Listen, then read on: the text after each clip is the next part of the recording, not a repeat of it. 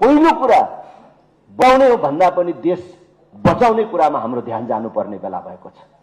तपाईं कल्पना गर्नुहोस् त, सिंहदरबार जलाउन उक्साउनेहरू र सिंहदरबार जल्दाखेरि सिंहदरबार जोगाउन नसक्नेहरू अहिले कुन प्रकारको अतिवादको कुरा गरिराखेका छन्।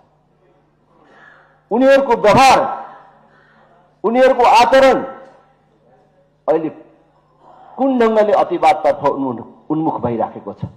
यदि आउने चुनावमा राष्ट्रिय प्रजातन्त्र पार्टी जस्तो शक्ति कमजोर हुने र संसदमा कमजोर रूपमा यसको उपस्थिति हुने र अतिवादीहरूको मात्रै उपस्थिति भएको संसद कस्तो हुन्छ होला। त्यसकारण देश बचाउनको लागि राष्ट्रिय प्रजातन्त्र पार्टी जस्तो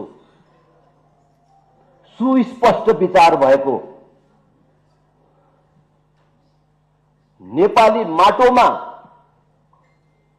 उत्पन्न भएको र विकसित भएको राष्ट्रिय प्रजातन्त्र पार्टीलाई अहिले नेपाली जनताले बलियो शक्तिको रूपमा संसदमा पठाउन जरुरी छ र म अपिल पनि